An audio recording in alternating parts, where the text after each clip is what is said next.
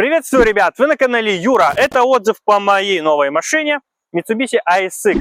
Кто не смотрел обзор, кто первый раз на канале, посмотрите, ссылочку я оставлю. 11 год, 1.8 дизель на палке.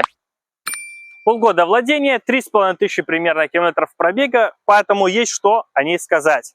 И, кстати, кто не подписан на мою телегу, подписывайтесь. И также подписывайтесь на мой второй лайв-канал. Там больше такие жизненные ставки, ситуации из жизни, краткие технические какие-то моменты. Возможно, кому-то будет вами интересно. Сейчас я запускаю ремонтаж старых видео, вырезаю свои комментарии именно по осмотру подбора автомобилей для подписчиков. То есть вот до 10 минут именно осмотр самого автомобиля без моего комментария. И насчет Mitsubishi, опять же, я выкладывал в своей телеге пост о том, что я катаюсь на ней, покатался по Беларуси на ней, и люди заметили то, что и спрашивали, почему у тебя отличаются диски. Причина проста. Машина покупалась зимой, была на зимней резине на других дисках. Комплект летний у меня был неполный. К концу апреля мне довезли летний комплект, я ее полностью переобул. И как вы можете видеть, сейчас она на летней резине, на одинаковых дисках, все 4 одинаковые. Досмотрите это видео до конца, потому что в конце я обойду вокруг нее толщиномером, и вы сможете оценить ее состояние. Это как раз больше для тех, кто кричал от видео про Audi, что ты себя купил, обзорчик хренов, тому подобные моменты. Хотя сколько раз я говорил, что она покупалась для проекта, и она состоялась, она себя окупила. Но не о ней сегодня поговорим.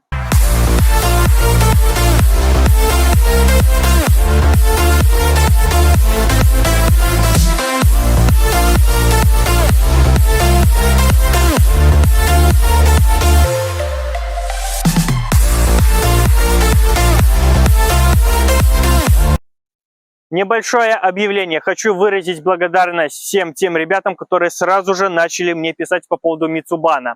То есть, все мои машины есть на Drive 2, вы можете без проблем посмотреть в описании, есть ссылка, все мои автомобили. Как только я добавил ее на Drive 2 к себе, что вот, ребята, пригнал, сразу нашлись люди, Mitsubishi клуб сразу на нее набежал, по-моему, там в день было 350 просмотров этого автомобиля. Люди сразу начали писать в комментах, советовать, что делать, потому что 1.8 дизель, говорят, если у тебя будут проблемы с экологией, делай то-то-то. Вот ссылки на таких парней тебе что-то посоветуют, расскажут, помогут. Спасибо вам, ребята, огромное. Реально, с такой командой и, вообще не страшно любым автомобилем владеть. Сразу хочу опровергнуть тех людей, которые также на Drive 2 насчет моего B6 мне писали, когда я про него здесь же рассказывал. То, что я советую на Drive 2 вообще не смотреть. Были такие комменты на Drive 2. Такой фразы я не говорил вообще ни в одном своем видео, никогда. Я не сказал этого. Я сказал, что есть люди на форумах, они также на Drive 2 тоже состоят, которые мне с Passat'ом помогли и подсказали. Но я никогда не говорил, что на Drive 2 нечего смотреть и с кем-то советоваться, и что-то спрашивать. И вообще там лазить не стоит. Я такого никогда не говорил, поэтому не надо гнать от себятину. Начнем с положительных моментов. Первое, что мне нравится, то, что машина была в целом обслужена. Спереди пружины амортизаторы, да вообще по всей машине. Пружины амортизаторы новые, видно, что они менялись не так давно. Они еще были чистые. Вот тоже на Drive 2 были фотки с постов и сториса я выкладывал везде. Вот задние рычаги заменены. Спереди пыльники новые. Все, даже тормоза прекрасно, ничего не менял. Я поменял недавно только масло. То есть технически машина обслужена и сделана. С точки зрения ее физических параметров завода. Спереди Макферсон, сзади многорычажка, поэтому мне не привыкать. В Passat то же самое. В Audi многорычажка спереди-сзади, но машина не жесткая, поэтому в сравнении с остальными моими автомобилями она им не уступает. И радует то, что сзади все же многорычажка, а не балка, как у Кашкаев, многих других корейцев.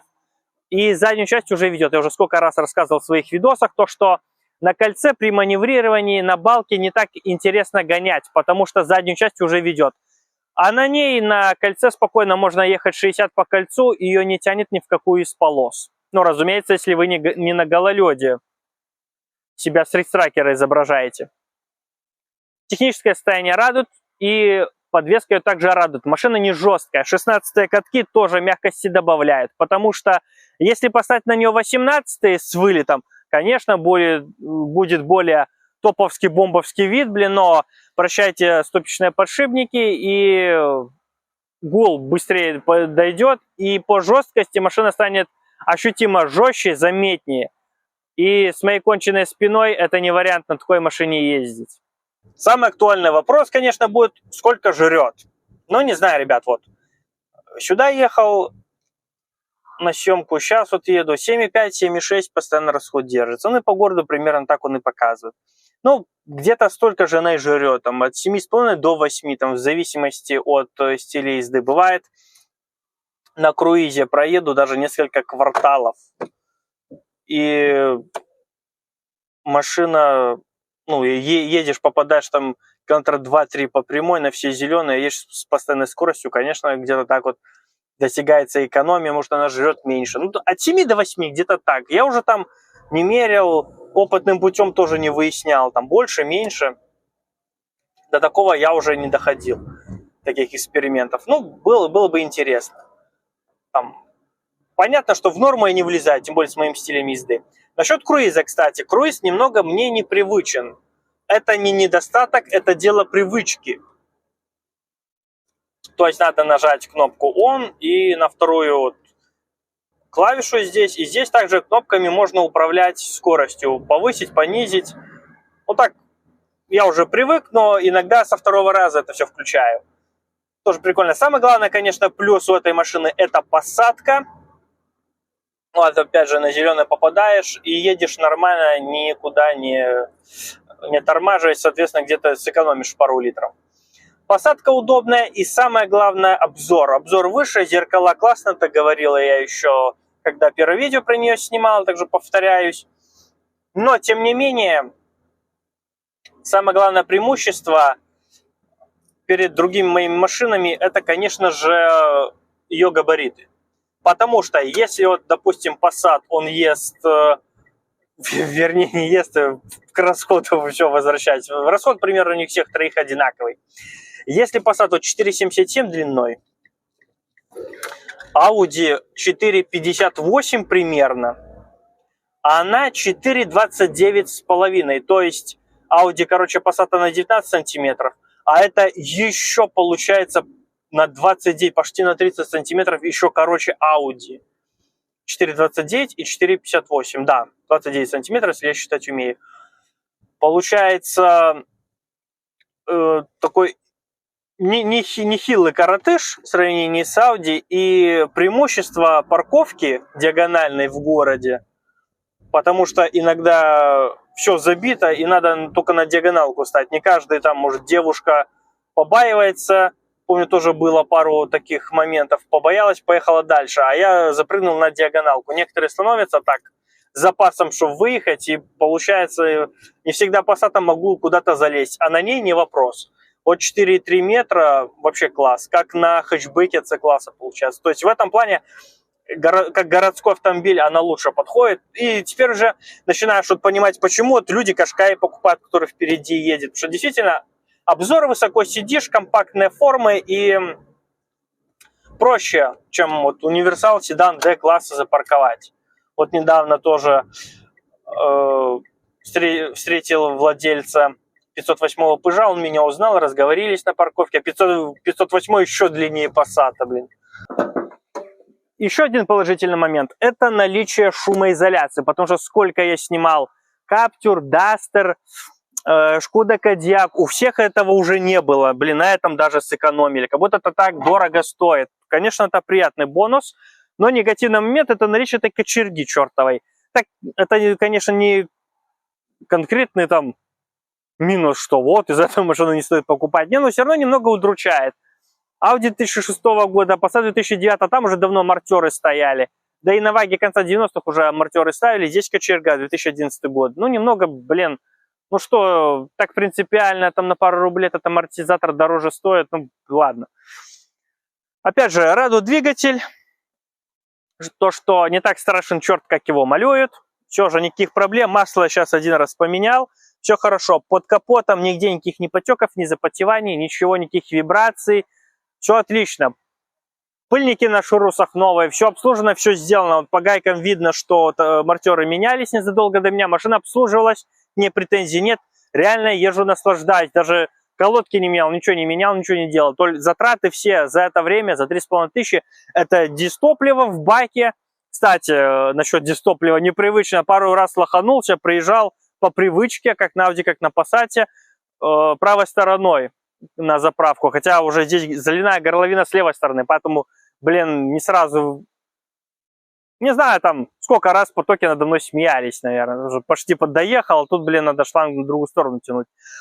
Короче, заменил масло, дистопливо, все, больше ничего не делал. Машина обслуживает, и это радует. На омывайку, кстати, долил, и все. Насчет динамики, 150 лошадиных сил, как я говорил в первом же видео про нее. 300 крутящего момента, там тоже с 2000 оборотов, если я не ошибаюсь. Но здесь, то есть динамика примерно сопоставима с Passat, с Audi. Но здесь, короче, коробка. То есть вот уже 60, чуть за 60, уже за 2000 оборотов надо четвертую подкидывать.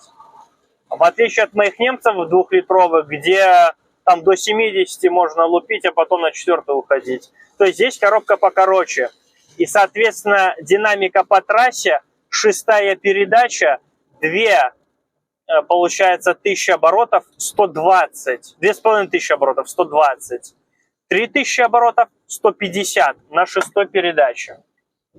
Для сравнения, динамика такая была на B4. Помните, у меня был B4 бордовый. И у него вот родная коробка, CTN-овская, по-моему, Яндекс был. Тоже в стоке 1.9 TD, 1Z, 90-сильный. На пятой передаче там тоже было 2500 120, а 3000 150 ровно было. Потом мы поставили коробку длиннее, стало 135, 155, 157. Вот. Но для сравнения динамика такая же. Ну, конечно же, она быстрее эту скорость набирает. Здесь разгон до 110 секунд, там 14 с хвостом.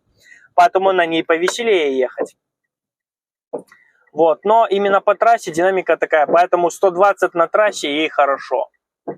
Шестая передача, 120, 2500 на тахометре, на круизе. Вот хорошо идешь в эконом-варианте, ну, не превышая скорость, опять же. Ну и больше ей не нужно, потому что 140, 150, 3000, постоянно так ехать и тяжело. Короче, на других моих это 140, им оптимал, ей 120, 125, вот так вот, в таком диапазоне. Вот. Что еще немного запаривает в машине, то, что тут, блин, экология постоянно парит мозг. Я постоянно нажимаю на кнопку. Кто-то же наловчился, хотел сначала отключить, потом забил на это дело, а сейчас уже привык. Как обычно так бывает. Нажимаю на кнопку, скидываю эту долбанную экологию, чтобы машина не глохла постоянно на светофорах. Вот. Но хотелось бы, конечно, ее полностью отключить, чтобы она вообще о себе даже не напоминала лишний раз. Отдельный плюс автомобиля – это пластиковая накладка на порог. Это мелочь для меня важная мелочь, потому что на многих современных автомобилях это уже не устанавливается. А я помню, как в большой луже ехал на первой передаче и наехал на люк. И благодаря именно пластиковой накладке все обошлось благополучно. На память осталась небольшая царапина, вот на Passat у меня, я рассказывал в одном из своих видео, и все. А если бы не было ее, как обычно, обычный порог металлический, без защит, пришлось бы красить, ну, полностью, а покраска элемента уже подорожали материалы, где-то $120-150 один элемент попал бы на ровном месте с высоким качеством наших дорог. Поэтому это еще один жирный плюс автомобиля. Багажник не такой маленький, как может показаться. Я грузы не вожу. В принципе, мне его вполне хватает. Даже больше, чем у C-класса, у хэтчбека C-класса, какого-нибудь там Гольфа, Фокуса, ну и таких вот автомобилей. В принципе, багажник сопоставим. С одной стороны, может показаться, что, на первый взгляд, хотелось бы посовременней. Ну, это уже больше к салону относится, но тем не менее, уже старт-стопа нет. По классике еще поворот ключом заводка автомобиля осуществляется, не с кнопки старт-стоп, конечно, тоже немного недостаток вроде бы. И самое главное то, что нету панорамной крыши. Очень много таких автомобилей продаются уже с панорамной крышей. Ну, не очень много, но попадаются. Но, ребят, на первый взгляд это недостаток, на другой взгляд не совсем, потому что машине уже 2011 год, 13 лет. Есть риск, все равно вероятность, то, что начнет отклеиваться стекло от основы, потому что у меня был B4 с люком в свое время, и уже когда машине было 15 плюс лет, каждый сезон, каждое лето я наблюдал за люком и подклеивал его периодически, потому что стекло от этой металлической резиновой основы отклеивалось. И помню, я это засек только тогда, когда вот слышу, еду и шум стоит, как будто окно открыто, окна закрыты, все нормально. Ну так шум от люка и вычислил. Периодически его подклеивал. И уже когда машине 13 или около этого лет, есть риск, что также панорамная крыша на еще больше, придется заморачиваться, подклеивать, это дополнительный геморрой. Поэтому отсутствие его я не замечаю, мне это не принципиально, а плюс, то, что не придется возиться, для меня это ощутимее. Радует белый цвет, потому что белого у меня не было. Мальчик хотел цвета бордо, но белый тоже хорошо. Так что это и первый компакт-кроссовер, и первый японец, и первый автомобиль в белом цвете. Это автомобиль у меня открытие получается. Ну вот опять же, отличные тормоза на глазах. Ни вибраций, ни стуков, ни грохота, ни посторонних шумов, ничего. Все хорошо с машиной. Вот 7,5, 7,4 средний расход прыгает в этих диапазонах. Ну вот как я говорил, короткие передачи. Но радует, что машина полностью обслужена. Вот реально с ней купил, сел, поехал, ничего не делаю. Кондей-мандей заправлен. Ну здесь климат-контроль, но неважно. Заправлен, все сделано, тормоза заменены, все хорошо. Вот поменял только масло, как я уже говорил, и топливо. Больше вообще ничего не делал с ней. Поэтому именно это и радует. Может, где-то в комплектации ты ущемлен. Хотя круиз, парктроники, климат-контроль. Блин, что еще нужно по большому счету в городе? В сравнении с современными автомобилями хотелось бы, конечно, активного круиз-контроля. Bluetooth здесь есть. Ничего прошивать не надо. Все с телефона подключаешься. К круизу привык. Все отлично по машине.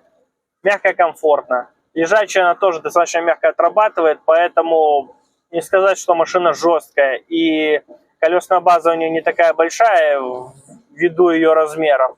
Но тем не менее не жестко на машине.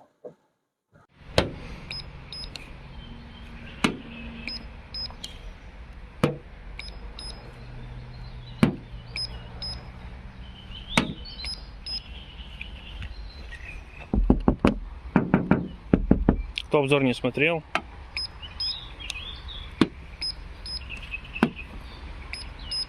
левая дверь, вернее левая сторона, вот здесь двойной окрас, потому что была царапина.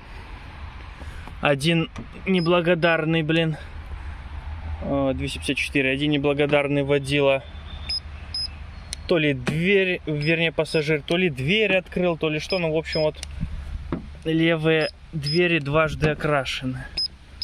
Потому что вот ехал один, Зевалкин. И дверь зарано открыл. Двери тиранули, бочина целая. Так что вот так. Ну, двери не ржавые, не гнилые. Все с ними хорошо. Со стойками тоже все зашибись.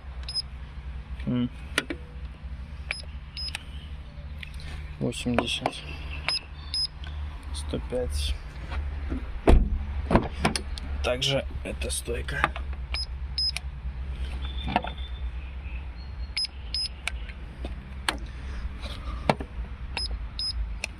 52. Ну, крышка багажника вообще все в родне. Ну, в общем, машина в родном цвете. Все с ней хорошо.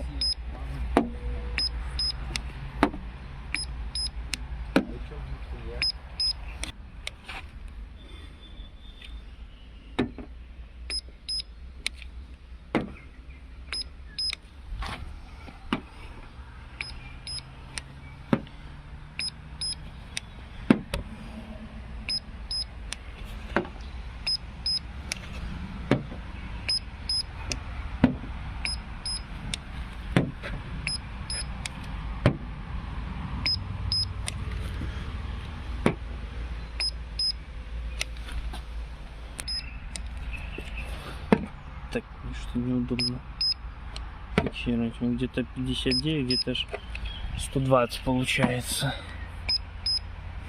79. Нормально прибор не поставил.